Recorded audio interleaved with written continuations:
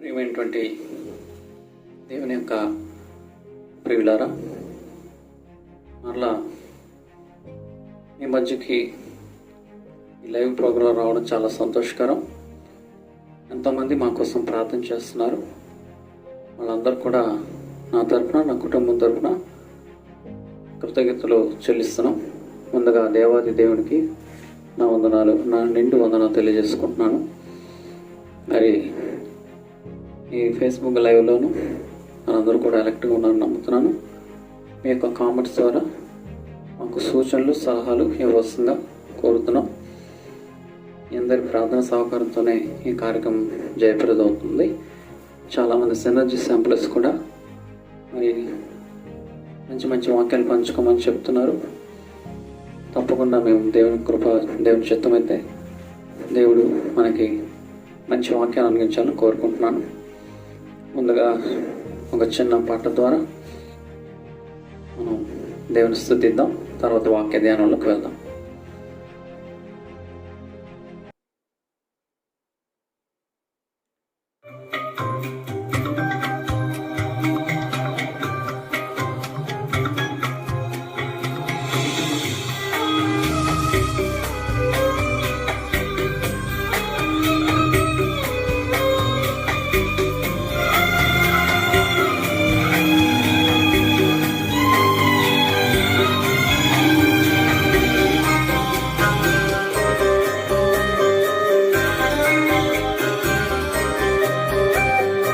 ఎడబాయని నీ కృప నన్ను విడువదు ఎన్నటికీ, ఎడబాయని నీ కృప నన్ను విడువదు ఎన్నటికీ.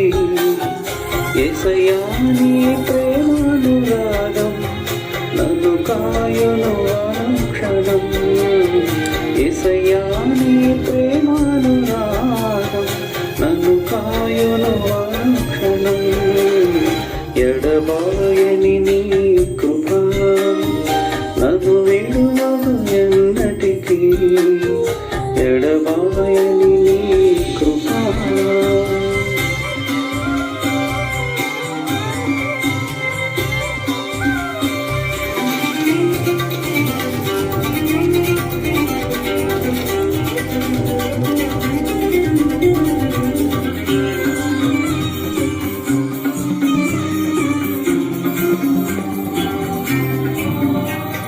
శోకపు లోయలలో, కష్టాల కడగండ్లలో, కడలేని కడలిలో, నిరాశ నిస్పృహలో, శోకపు లోయలలో, కష్టాల కడగండ్లలో, కడలేని కడలిలో, నిరాశ నిస్పృహలో, అర్థమే కాని జీవితం ఇక వ్యర్థమని నేననుకొనగా, అర్థమే కాని జీవితం ఇక వ్యర్థమని నేననుకొనగా, కృపా కనికరము గల దేవ నా కష్టాల కడలి దాటించి, కృపా కనికరము గల దేవ నా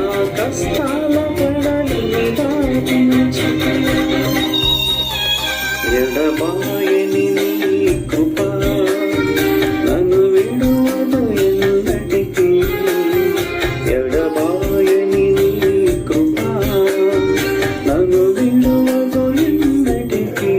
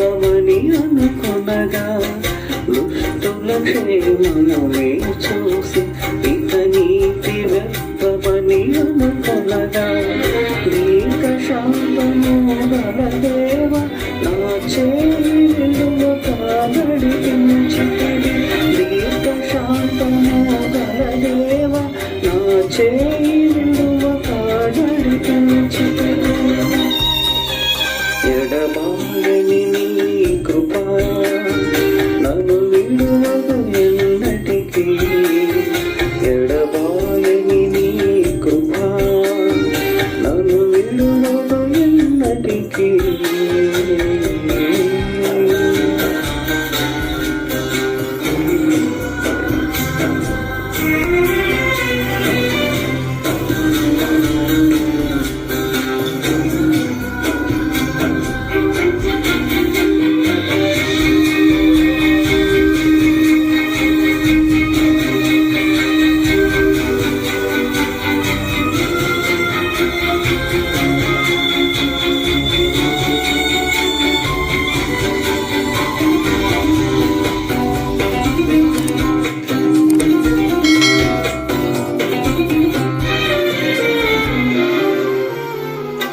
సేవలు ఎదురైనా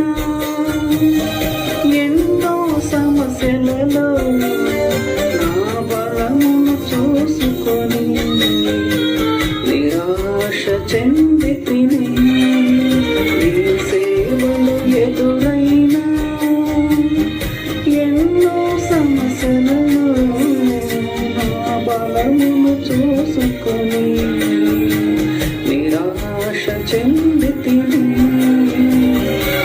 భారమైన ఈ సేవను ఇక చేయలేనని అనుకొనగా భారమైన ఈ సేవను ఇక చేయలేనని అనుకొనగా ప్రధాన యాజకుడా యేసు నీ అనుభవాలతో బలపరచితివి ప్రధాన యాజకుడా యేసు నీ అనుభవాలతో బలపరచితివి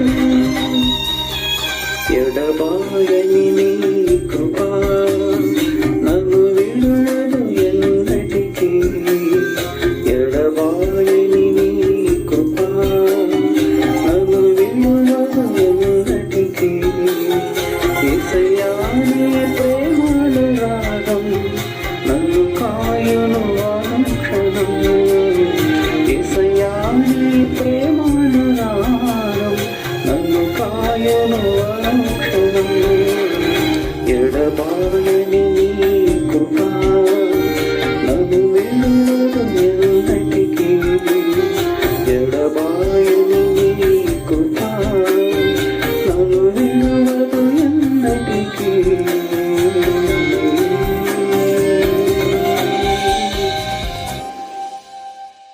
హల్లెలూయా.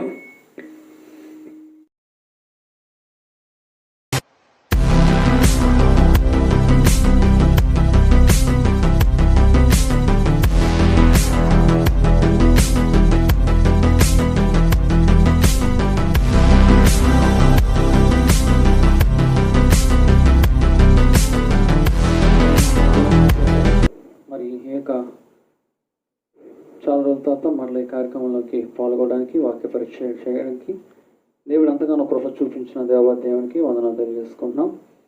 ఈ కొడుకును ప్రారంభించుగాను మనం మొదటగా ప్రార్థన చేసి దేవుని మహిమపరుచుదాం. కళ్ళు మూసుకోండి. ఎంతమంది అయితే ఇంకా ఈ వాక్య ధ్యానంలో పాల్గొంటున్నారో వాళ్ళందరికీ కూడా ప్రార్థన పూర్వక సిద్ధపడడం కోరుతున్నాం. ప్రార్థన చేసుకుందాం. పరిశుద్ధుడైన మా దేవ, ప్రేమగల తండ్రి, కృపగల మా ప్రభ, ఇక దినాన ప్రభ ఈ కోడుకును ఏర్పాటు చేయడానికి మీరు కృపను దయచేస్తారు. నీకు వందనాలు. మంచి వాతావరణం ఇచ్చారు. నీకు వందనాలు. ఇక దినాన ప్రభ దురాత్మ అనేటువంటి అంశం కోసం మేము ధ్యానం చేసుకుంటుండగా మీరు మా మధ్యలో ఉండండి, నాతో ఉండండి, నాలో ఉండండి, నన్ను బలపరచండి. నన్ను బలపరచమనేదే సమస్తం చేయగల ప్రభా. ఈ సందులో ఒకటి పాత్రగా ఉన్నాను. నా ద్వారా మీరు వాడుకుంటారని చిన్ని ఆశతో ఎదురు చూస్తున్నాను ప్రభా. నన్ను నీ ఆత్మతో నింపితేనే నేను చక్కగా చెప్పగలను ప్రభా, లేకపోతే మనుష్య రీతిగా మాట్లాడతాను. దయచేసి ఈ పరలోకపు ఆత్మను, పరిశుద్ధాత్మను నా మీద నుంచి అభిషేకించమని యేసుక్రీస్తు నామంలో నన్ను ఎక్కడ తప్పు దొరలకుండా నీ శాసనంగానే చెప్పడానికి నీవు మాట్లాడమని, నాతో మాట్లాడమని, నీ బిడ్డలతో మాట్లాడమని, అనేక మందికి ఇప్పటి వరకు ఉన్నటువంటి నాయన ప్రభా, ఇప్పటి వరకు ఉన్న డౌట్స్ ఏవైతున్న వారికి క్లారిఫై అవ్వడానికి కృపను చూపించి నడిపించమని యేసుక్రీస్తు నామంలో అడుగుచున్నాను పరలోకపు తండ్రి, ఆమేన్. ప్రియమైనటువంటి దేవుని యొక్క పిల్లలారా, ముందుగా ప్రకటించిన విధంగా దురాత్మ ఎవరు అనేటువంటి టైటిల్ మరి చూసి ఉన్నారు మీరందరూ కూడా. చాలామందికి ఈ దురాత్మ మీద కొంతమందికి అవగాహన ఉంది, కొంతమందికి అవగాహన లేదు. అసలు ఈ దురాత్మ ఎవరు అనేది మనం తెలుసుకుందాం. ప్రియులారా, ఈ దురాత్మ అనే మాటను పక్కన పెడితే పరలోక రాజ్యంలో ఈ దురాత్మ ఎలాగా వచ్చింది, ఏం చేస్తుంది, ఏం చేయబోతుంది, దాని అంతం ఏంటి అనేది మనం తెలియజేసుకుందాం. ఈ దురాత్మకి ఒక పుట్టుక ఉందండి. పుట్టుక అంటే దీనికి ఒక ఉనికి ఉందని ప్రత్యేకంగా చెప్పచ్చు. ఎలాగనంటే, దేవుడు మొట్టమొదటిసారిగా ఈ భూమిని సృష్టించబడక మునుపు, ఈ భూమి ఇంకా క్రియేషన్ అవ్వలేదు, అప్పటి వరకు మనం చెప్పుకునే రీతిగా ఒక గోళం, భూమి నిరాకారంగా ఉంది, అలాగా పడి ఉంది. ఈ భూమిని సృష్టించబడక మునుపు ఆదియందు దేవుడు ఏం చేశాడంటే పరలోక రాజ్యాన్ని ప్రిపేర్ చేశారు.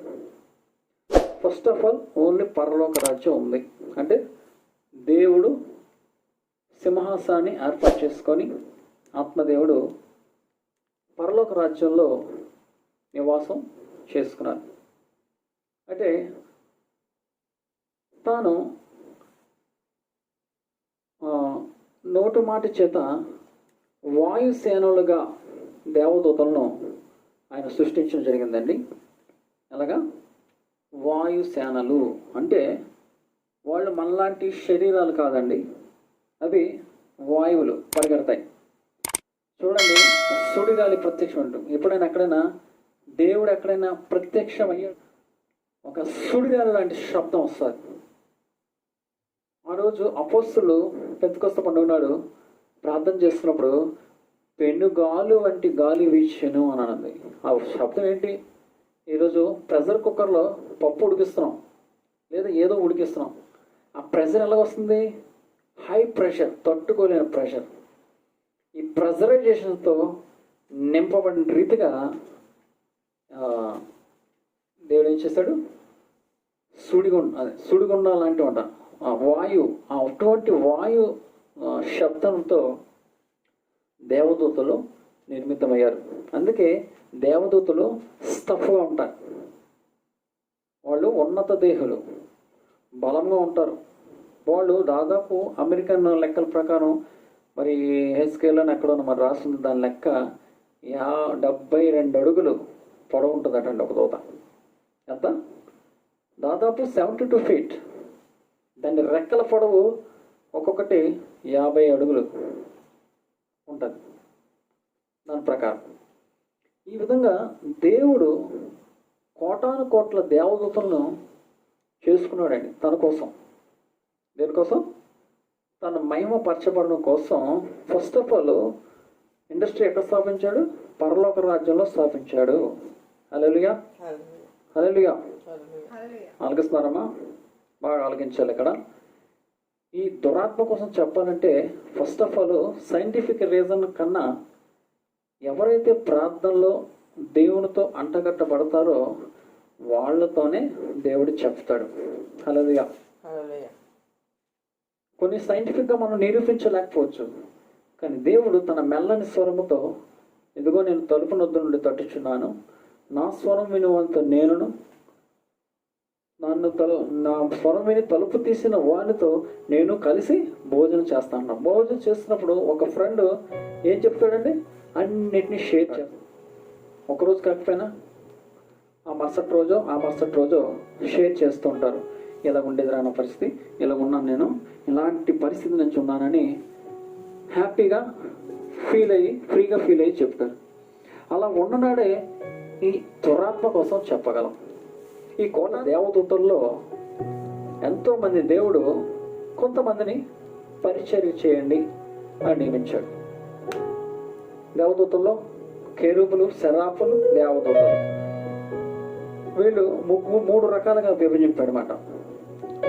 గ్రేడ్ 1 దేవదూతలు, గ్రేడ్ 2 కెరూబులు, గ్రేడ్ 3 సెరాపులు. వీళ్ళకి ఒక్కొక్క దానికి ఒక్కొక్క పని నిమిత్తం ఏర్పాటు చేయడం జరిగింది. వీటన్నిటిలో దేవుడు పరీక్షిస్తూ ఉన్నాడు. ఆ పరీక్షిస్తున్నప్పుడు ఆ దేవదూతల్లో గాబ్రియల్ ఉంది, మీకాయేలు ఉంది, ఇంకా రకరకాల దేవదూతలు తనకిష్టమైన పేర్లు పెట్టుకొని మరి దేవుడు గణపరచబడతా ఉన్నాడు. ఆయన కృపాసనం సింహాసనం మీదకి ఎగురుచు దిగుచు ఉన్న దాంట్లో ఒక ప్రధానమైన దేవదూత ఉండండి. ఆ దేవదూత పేరు తెలుసా? లూసిఫర్. దేవుని గణపరచడంలో ఫస్ట్. అనేక కోటాను కోట్ల దేవదూతలకి అధికారిగా దేవుడిని నియమించాడు. ప్రియమైన లూసిఫర్, వీటన్నిటి మీద నువ్వు అధికారిగా ఉండు, వీటన్నిటి మీద నువ్వు ఆధిపత్యం చేయవచ్చు, వారు ఎక్కడికి వెళ్ళినా వారి స్థితిగతులన్నీ గమనిస్తూ ఉండు అని చెప్పినప్పుడు ఇది జరిగి కొన్ని లక్షల సంవత్సరాలు గడిచిపోయిందండి. లక్షల సంవత్సరాల క్రితం పరలోక రాజ్యంలో జరుగుతున్న సిచ్యువేషన్ ఇది. అయితే దీనికి ఒక అసెంబ్లీ ఏర్పాటు చేసేవాడు దేవుడు. అసెంబ్లీ ఈరోజు మన ముఖ్యమంత్రిగా ఉన్నారు. ముఖ్యమంత్రి గారు కూర్చున్న చోటు అదొక వేరు ప్రదేశం. వీళ్ళు అసెంబ్లీగా ఏర్పాటు చేసుకున్న ప్రదేశం వేరు కదా. ఇక్కడ చాలా లాజిక్ ఉందండి, మర్మం దాగి ఉంది, చెప్తున్నాను. అతను సింహాసనం అక్కడ స్థిరపరచబడి ఉన్నది. ఈ సింహాసనం అక్కడ ఉంటే సభాపర్వతం అని ఒక ప్రాంతం ఉంది. సభాపర్వతం, ఆ సభాపర్వతంలోనే అసెంబ్లీ సమావేశాలు అయ్యేవి. ఈరోజు ఏం చేద్దాం, మీరు ఏం పని చేయాలి అని దేవుడు ఒక దినాన్ని కేటాయించి ఆ దినముని కేటాయించి వాళ్ళందరూ కూడుకునేవాళ్ళు. దేవదూతలందరూ కూడా, దేవదూత కొంతమంది స్తుతించే ప్రోగ్రాము కొంతమందికి ఏర్పాటు చేశాడు. సరాఫులు దేవదూతల్లో ఉన్నతమైనటువంటి, దాదాపుగా దేవుని సింహాసనం పక్కన ఉండే ఒక ఉన్నది లూసిఫర్. దాని పేరు తేజో నక్షత్రం. ఏం పేరమ్మా? కరెక్ట్గా ఉంటుంది మీరు. తేజో నక్షత్రం. అనేక మంది నక్షత్రాల పేర్లు ఉంటాయి. తేజో నక్షత్రం, రోషిణి నక్షత్రం, పృథ్వీ నక్షత్రం అన్నీ చెప్పుకోవాలి. తెలుగులో అది అనువదించబడ్డాయి పృథ్వీ. దాని పేరు ఇంగ్లీష్లో వేరే పేరు ఉంటుంది. లూసిఫర్ అనేది ఒక లాటిన్ లాంగ్వేజ్లో పిలవబడిన అంశం. లాటిన్ భాషలో పిలవబడినదే లూసిఫర్. ఈ లూసిఫర్ చేస్తున్న కార్యక్రమాలకి ఎంతో నమ్మకంగా కొన్ని సంవత్సరాలు, లక్షల సంవత్సరాలు నమ్మకంగా ఉన్న లూసిఫర్ని వీళ్ళందరినీ పరీక్షించడానికి కోసం సభా పర్వతంలో లేచి, లూసిఫర్, నేను ఎంతో ప్రేమిస్తున్నాను, నువ్వు ఏదైనా కోరుకుంటే, ఏ పదవి కావాలన్నా కోరుకుంటే నేను ఆ పదవి ఇస్తాను. ఎందుకంటే నువ్వు నాకు ప్రియమైనటువంటి దేవదూతలు. గాబ్రియలు, మీకాయేలు వీళ్ళందరికన్నా నాకు చాలా చాలా ఇష్టమైనటువంటి నా సన్నిహితుడు అని దేవుడు ఒక కొడుకుగా, ఒక ఫ్రెండ్గా ఆయనతో అన్నీ పంచుకునేవాడు. ఇలాగ కొన్ని లక్షల సంవత్సరాలు దేవుడు వాళ్ళతో మాట్లాడేవాడు. అయితే లూసిఫర్ అన్నాడు, దేవా తండ్రి నువ్వు అన్న మాట ప్రకారం ఉంటావా అన్నాడు. చెప్పు నాయన పర్వాలేదు అన్నప్పుడు దేవుడు మరి ఫస్ట్ ఆఫ్ ఆల్ ఎగ్జామినేషన్ చేసేది పరిస్థితి అక్కడ. ఫస్ట్ ఎగ్జామ్ మొదలైందంటే అక్కడే మొదలైంది ఎగ్జామ్. అప్పుడు ఆ తేజ నక్షత్రం అనబడే లూసిఫర్, నీకున్న సింహాసనం నాకు ఇచ్చేయండి, నేనున్న పొజిషన్లోకి మీరు రాగలరా అన్నాడు. అన్నప్పుడు దేవునికి ఏం మాట్లాడాలో తెలియలేదు, ఏమని మాట్లాడలేదు తెలియదు. ఇది సభాపర్వతం ఎక్కడుందో ఒకసారి చూద్దామండి. ఇది సన్నివేశం ఎక్కడ జరుగుతుందో చూద్దాం.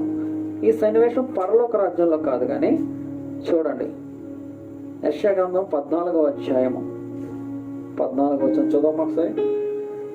యెషయా గ్రంథం 14వ అధ్యాయము 14వ వచనం. చాలా జాగ్రత్తగా ఆలకించాలి, మరణం చెప్తున్నా.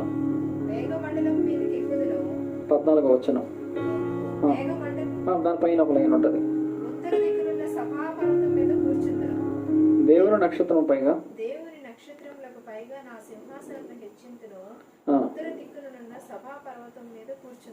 హల్లెలూయా. ఎక్కడ ఉందటండి? దేవుని నక్షత్రములకు పైగా నా సింహాసనమును హెచ్చింతును, ఉత్తర దిక్కునున్న సభా పర్వతం మీద కూర్చుందును. సభా పర్వతం బాగా జ్ఞాపకం చేసుకోండి. దేవుని సింహాసనం కాదు అది, సభా పర్వతం. Where is it? ఉత్తర దిక్కున ఉన్నది. ఏంటి? ఈ విశ్వంలో కొన్ని గెలాక్సీలు ఉన్నాయి, కొన్ని గెలాక్సీలో పాలపంతలు ఉన్నాయి. ఈ పాలపంతాల్లో ఎక్కడ దేవుని నివాసం ఎక్కడుందో ఎవరికి తెలియదు. కొన్ని కోటాను కోట్ల నక్షత్రాల మధ్యలో ఎక్కడో ఒక దగ్గర ఆ అనంత లోకాలలో ఉన్నది పరలోక రాజ్యం. ఈ పరలోక రాజ్యంలోంచి ఈ సభాపర్వతం ఒక ఉత్తర దిక్కున ఉన్నట్టుగా సైంటిఫిక్ రీజన్ ఉందండి. ఇది ఒక్కటే మనకు ఉంది. ఉత్తరాన మాత్రం అది ఈ సన్నివేశం జరుగుతూ ఉంది. అర్థమవుతుందా? ఎక్కడ ఉంది? ఉత్తర దిక్కునున్న సభాపర్వతం మీద జరుగుతున్న సిచ్యువేషన్. అప్పుడు దేవుడు అన్నాడు, నీవు కోరుకుంటూ ఏదో అన్నీ ఇద్దాం అనుకున్నాను. బహుశా రాబోయే భూలోకం సృష్టిస్తే ఆ మనుషులకి అధికారిగా దేవుడు ఒకరు ప్రమోషన్ ఇద్దాం అనుకున్నాడేమో. ఆ ఉద్దేశంతోనే లూసిఫర్కి ఏమన్నాడు, ఈ ప్రమోషన్ ఇద్దామని మనసులో అనుకుంటున్నాడు. కానీ దేవుడు ఆకాశం మట్టుకు హెచ్చింపుకుంటావా, నీవు పాతాళంలోకి చదవను, దయచేసి చదివి వినిపించండి. తేజో నక్షత్రమా, తేజో నక్షత్రమా, వేకువ చుక్క, నీ వెట్లు ఆకాశం ఉండి పడితివి, జనములను పడగొట్టి నీవు నేల మట్టం వరకు ఎట్లు నరకబడితివి. మహోన్నతునితో నన్ను సమానంగా చేసుకుందునని నీవు మనసులో అనుకుంటావు కదా. నీ పాతాళమునకు నరకములో ఒక మూలకు త్రోసి వేయబడితే. చూడండి, ఈ లూసిఫర్ ఏం చేస్తున్నాడు? దేవుడు ఒక్కసారిగా దేవుడికి మైండ్ బ్లో అయిపోయింది. అయ్యో, నేను క్రియేషన్ చేసిన దాంట్లో ఫస్ట్ ఎగ్జామినేషన్లో లూసిఫర్ మాట తప్పాడు అన్నది. మనకి ఇక్కడ ఒక డౌట్ రావాలి. ఏమండి, పరలోక రాజ్యంలో నిషేధించబడినది, అపవిత్రమైనది, అన్యాయమైనది, అసహనమైనది ఏది కూడా రాదన్నారు కదా. మరి లూసిఫర్ సైతాను హృదయంలో ఈ ఆలోచన ఎలాగ వచ్చింది? హౌ హిస్ గెట్ ద ఈ దురాశ ఐడియా? ఇటువంటి ఐడియా ఎలా రాగలిగింది? ఇటువంటి రాకూడదు కదా అంటారు. కానీ జరిగినది ఇది సభా పర్వతము దగ్గర జరిగినది, పరలోక రాజ్యంలో కాదు. పరలోక సన్నిధిలో నివసించడానికి ఓన్లీ యేసుక్రీస్తుని ప్రత్యక్షంగా ఆయన ఏర్పాటు చేసుకున్నాడు. అందుకే ఈ భూలోకం స్టార్ట్ చేసే ముందు దేవుడు చాలా చాకచక్యంగా భూమిని స్థాపించి ఆ ఏదేమో వనంలో ఆదాము అవ్వని పెట్టాలని చూశాడు. కానీ అక్కడ కూడా అక్కడ ఫెయిల్యూర్ అయిపోయినట్టుగా భావించబడతా ఉంది. ఫెయిల్యూర్ అయిపోయలేదా? ఎందుకంటే మనిషిని కూడా అక్కడ చెడగొట్టేసింది సైతాను. కానీ సైతాను భూమి మీదకు తోసివేయబడడానికి, పాతాళానికి తోసివేయబడినప్పుడు చాలా బాధపడ్డాడండి.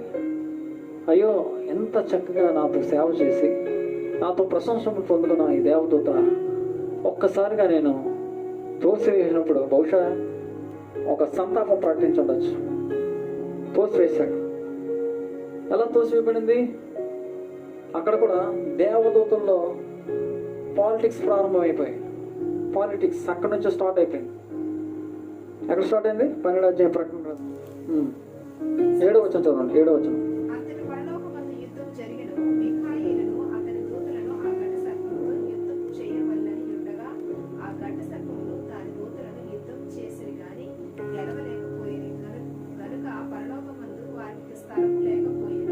హల్లెలూయా. ఎవరెవరంటే యుద్ధం చేశారు? యెహోవా పక్షాన ఉన్న వాళ్ళు మీకాయేలు, గాబ్రియేలు మాత్రమే ఉన్నారు అక్కడ. ఇంకా రకరకాల ఉన్నారు దేవదూతలు. మీకాయేలు, గాబ్రియేలు వీళ్ళందరూ కూడా ఏం చేశారు?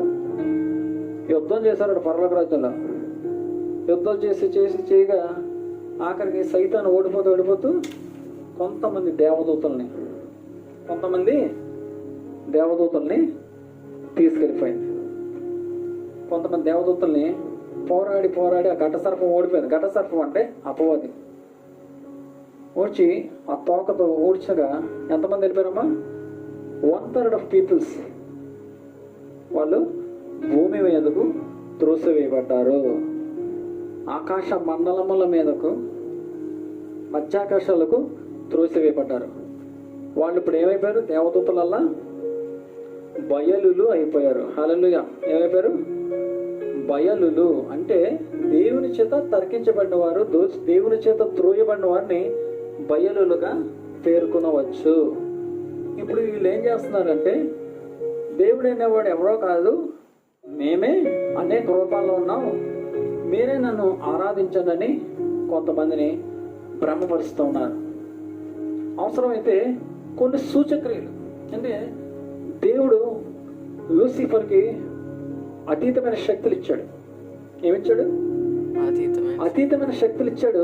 దాన్ని తిరిగి వెనక్కి తీసుకెళ్ళిపోమన్నాడు. ఎందుకంటే దేవుడు ఎప్పుడైనా ఒక ప్రామిసబుల్ స్టేట్మెంట్ ఇచ్చాడంటే మాటకు కట్టుబడేటువంటి తత్వం ఉంది. అప్పుడు నుంచి అపవాది పేరేంటి? సాతాను పేరేంటి? దురాత్మ. మన తమ్ముడేలో చెప్పుకున్నాం కదా, దురాత్మ ఎవరని. దురాత్మ. వీళ్ళు ఏం చేస్తున్నారంటే, దేవుడు అనేవాడు ఎవరు లేరు, మీరు చచ్చిపోతే మామూలుగా బూడిదైపోతారు, మీకు కావాల్సినంత ఎంజాయ్ చేయండి, దేవుడు ఎవరూ లేరు, బూడిద అంటారు. చచ్చిపోయిన తర్వాత మనందరం కూడా బూడిదైపోతాం, వేరే జన్మ లేదు, వేరే ఇది లేదు అని చెప్పేసి వీళ్ళే వివిధ రకాలైన రూపాలు ధరించుకున్నారు. వాళ్ళ పేర్లు నేను చెప్పను. కొన్ని అనేక రకాలైన రూపాలు, అది జంతువు రూపం కావచ్చు. పరీక్షిస్తే దైవత్వ లక్షణాలు ఎవరిలో ఉన్నాయని నిజమైన భక్తుడు, అది ఏ మతానికి చెందాడన్నా, దైవ భక్తి, దైవం మీద ఉన్నటువంటి ఆసక్తి ఎవరైనా సరే కావచ్చు, ఏ మతస్థులైనా కావచ్చు, క్రిస్టియన్ ఈజ్ ఇస్లాం, ఎవరైనా సరే, క్రిస్టియన్ అయినా, బుద్ధిస్ట్ అయినా, ఎవరైనా సరే, నిజంగా దైవ భక్తి ఉన్నోళ్ళు వాళ్ళు అబ్జర్వ్ చేస్తారండి, ఇతను దేవుడు లేదు, దేవుడు కాదు, దైవభక్తి కాదు అని మనం గ్రహించవచ్చు. ఇలాగా రకరకాల రూపాల్లో రకరకాల దేవుళ్ళు ఉన్నారని, ఏ దేవుని తెలుసుకోవాలో తెలియక, ఏ దేవుని అనుసరించాలో తెలియక వస్తున్నట్టు దినాలు. చూడండి, 2 కొరింథీయులు రాసిన పత్రిక దేవుని స్వరూపై ఉన్న క్రీస్తు మహిమను కనపరచు సువార్త ప్రకాశం వారికి ప్రకాశింపకుండా ఉన్న నిమిత్తం ఈ యుగ సంబంధమైన దేవత అవిశ్వాసులైన వారి మనోనేత్రాలకు గ్రుడ్డితనము కలుగజేశాను. ఏం కలిగజేసిందండి? ఇప్పుడు ఆకాశం వైపు చూస్తున్నాం, లేదా ఒక వ్యక్తిని నువ్వు చూస్తున్నావు, ఎదురు చూస్తుంటే మధ్యలో ఒక తెర కట్టేసి ఉంది.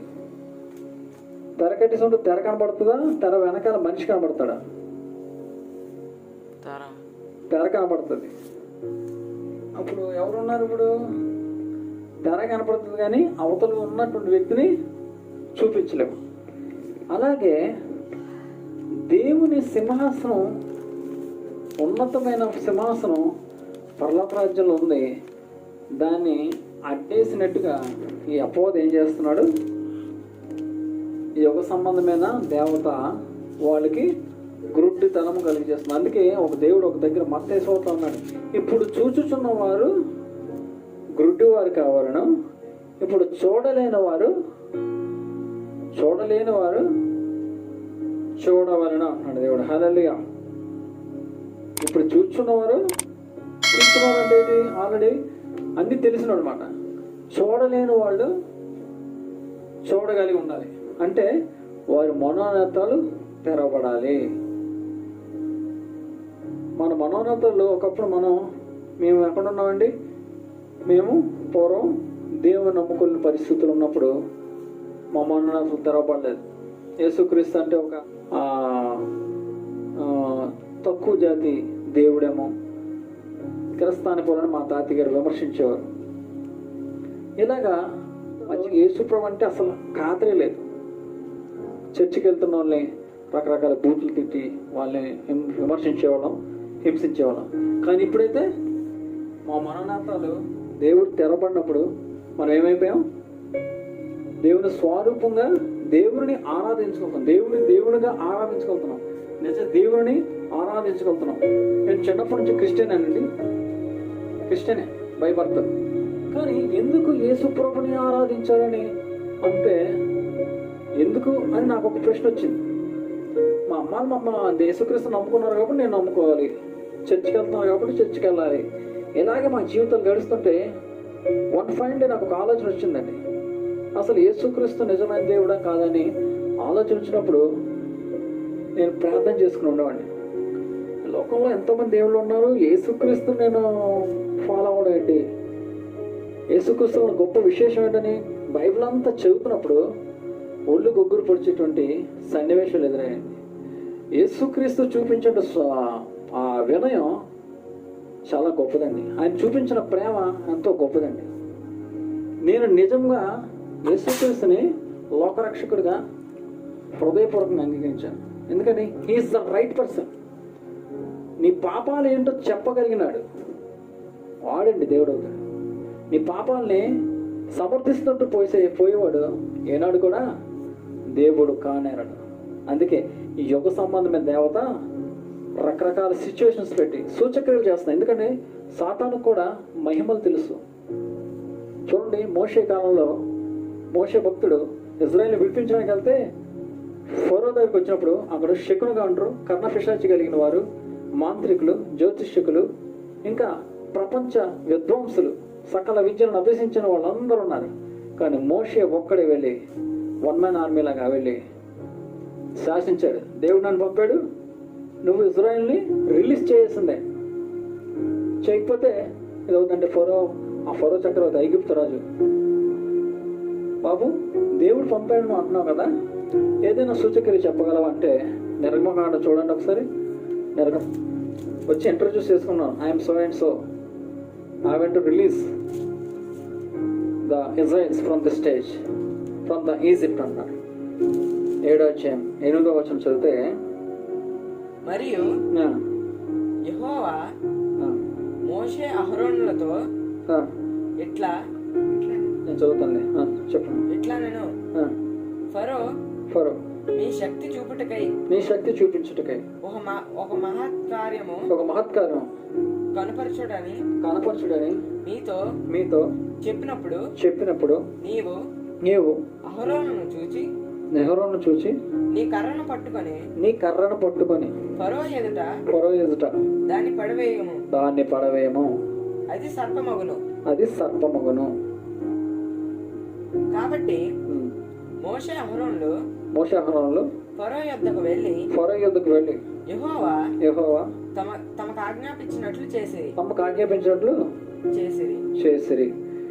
మోషే అదే ఐగుప్తు రాజు ఫరో గారు అడిగారు, బాబు ఏదైనా సూచక్రియ చూపించగలంటే సరే అని చెప్పాను. అప్పుడు యెహోవా మోషేతో అన్నాడు, అహరోను దగ్గర ఉన్న కర్రని మీరు పడేయండి అన్నాడు.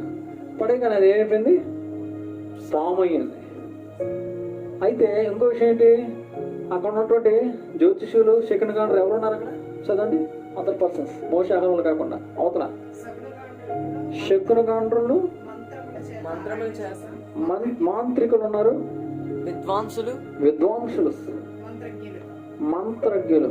వాళ్ళని నందిని పందిగా చేయగల, పందిని నందిగా మార్చగల సమర్థులు అన్నమాట.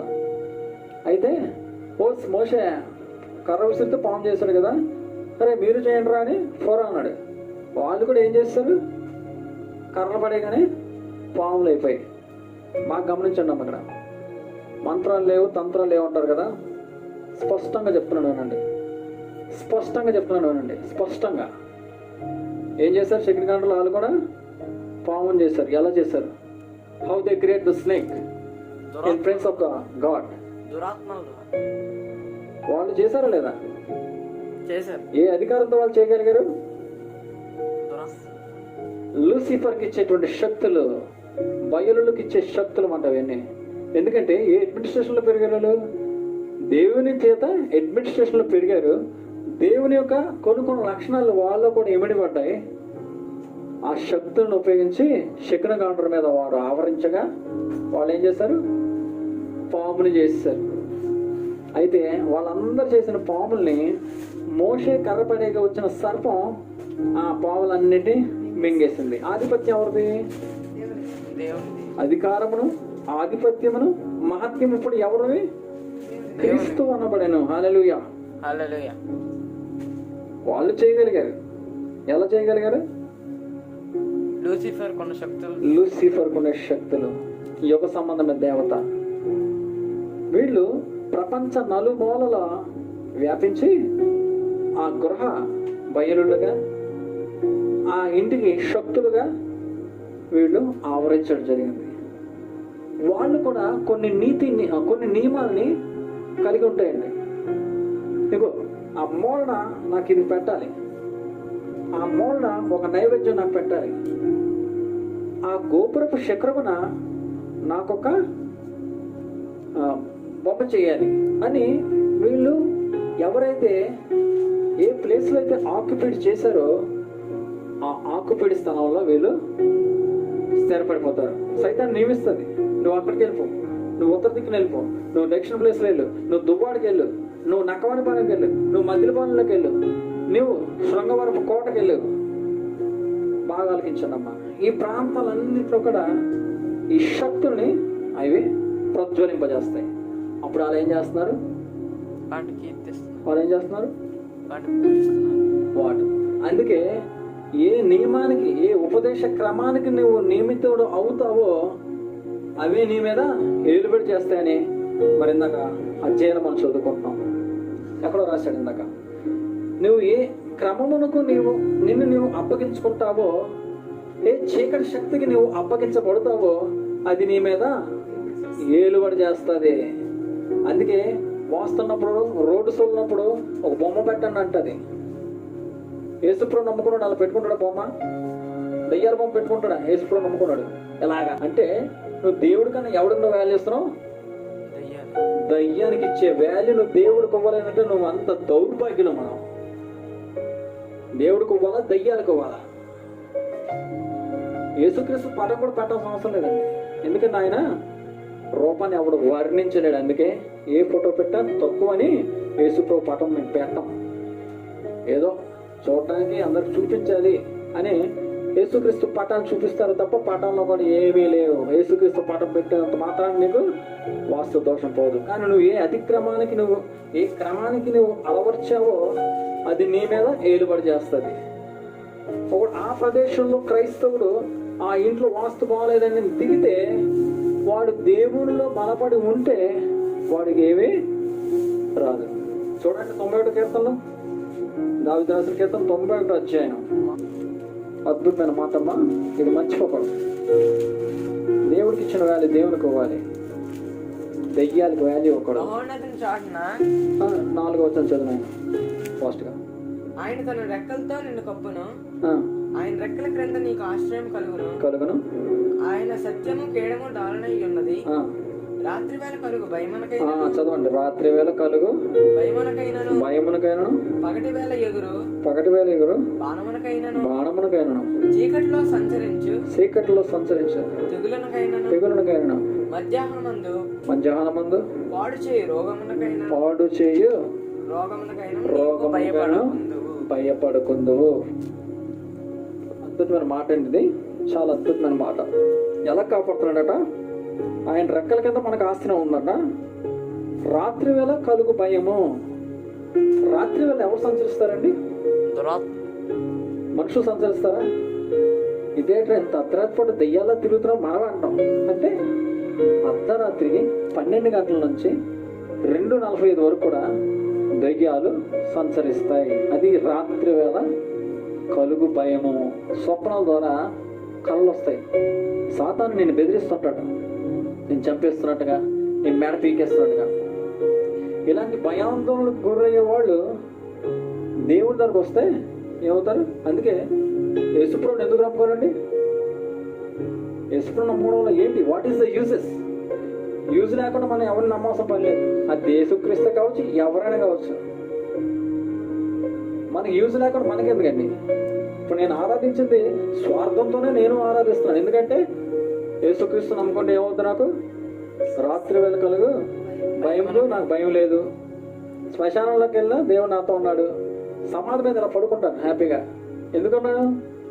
యేసుక్రీస్తు నా పక్షం ఉన్నప్పుడు నాకు విరోధేవుడు. ఏదైనా వస్తుంది, అమ్మో యేసుప్రభు ఉన్నాడు పక్కన. అలాగే సమాధులు పడుకోకండి, అది కూడా దెయ్యాల సంవత్సరం. చూడమ్మా, మధ్యాహ్నం మందు పాడు చేయు రోగం. మధ్యాహ్నం మందు నడుస్తుంటే వైరస్ ఫీవర్స్ వస్తున్నాయి. మధ్య డెంగ్యూ ఫీవర్ ఎక్కువైపోయింది. ఈ ఫీవర్ నుంచి రక్షించాలంటే ఎవరు రావాలి? చిన్న వైరస్ కానీ దూరిందంటే నీ రక్తంలోకి లక్షలు ఖర్చు పెట్టాలి. పిల్లలు చచ్చిపోతున్నారు, పిల్లలు చనిపోతున్నారు, ప్లేట్ సెల్స్ పడిపోతున్నాయి. పిల్లలు ఏంటంటే ఎలాగైపోతారు? అలాంటి రోగాలు రాకుండా ఉండండి ఏం చేయాలి?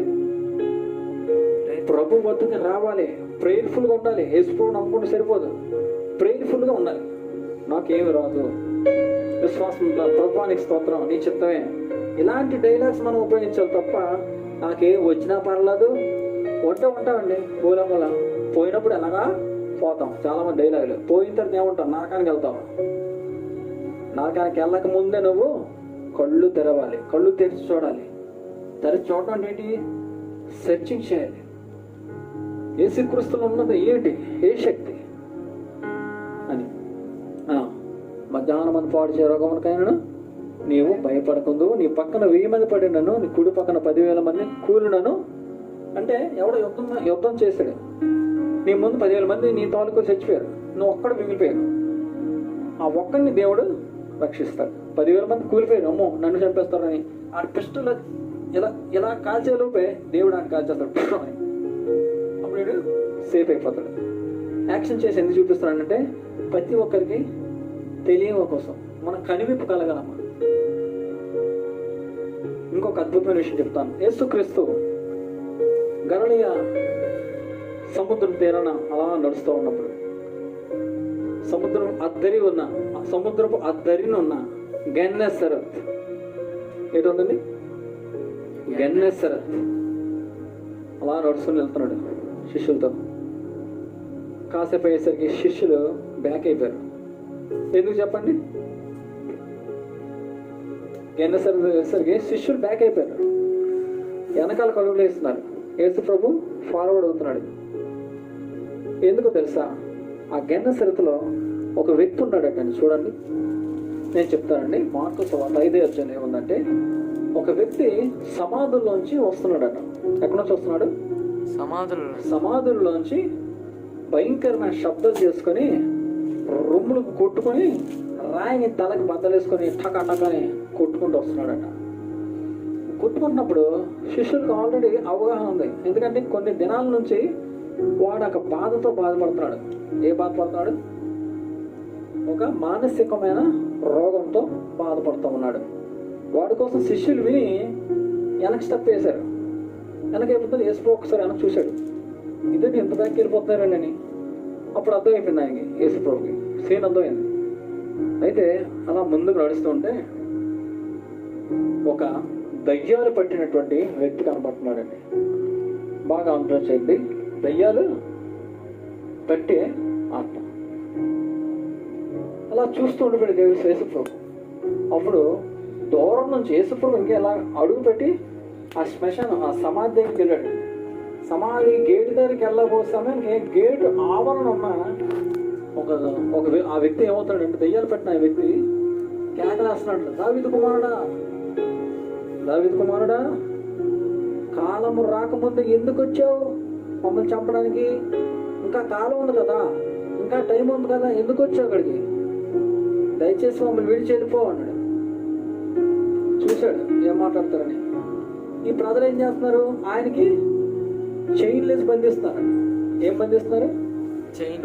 కాళ్ళు చేతులు కట్టేస్తుంటే, మన ఒక ఆయన కట్టేస్తుంటే విడిపించుకుంటుంటాడు.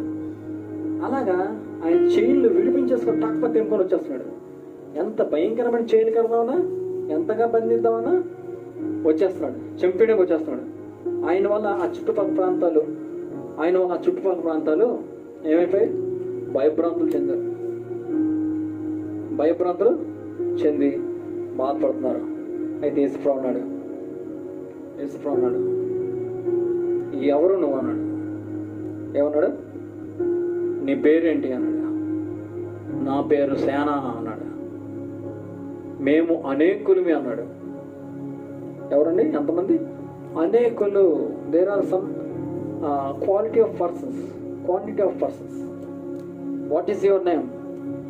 సేన. మేము అనేకులు అన్నాడు. దయచేసి మమ్మల్ని విడిపించడానికి ఏదైనా ఏర్పాటు చేయి, మేము వెళ్ళిపోతాం అన్నాడు. ఏం చేయలేనంటే యేసుప్రభు అడిగారు. అప్పుడు అదిగో ఆ పందులు మేపుతున్నారు కదా ఆ మంద, ఆ పందుల్లోకి మా ఆత్మల్ని పంపించేస్తే మేము వెళ్ళిపోతాం అన్నాడు. ఫస్ట్ ఆఫ్ ఆల్ ఏమన్నారు? దావీదు కుమారుడా, కాలం రాకమునుపు ఎందుకు వచ్చావు అంటే వాళ్ళకి కూడా దేవుని వాక్యం తెలుసు. ఎందుకంటే డైలాగు దేవుని పిల్లలు భక్తులే సేన. అయితే ఆ రోజు ఆ పందులు ఆత్మలు ఎన్నెళ్ళ తెలుసా? పందుల్లోకి ఎన్నెళ్ళేమా? 2000 దయ్యాలు వెళ్ళాయి. హల్లెలూయా. ఎవరు వెళ్ళారు? 2000 దయ్యాలు. ఇవి అపవిత్రాత్మలమ్మా.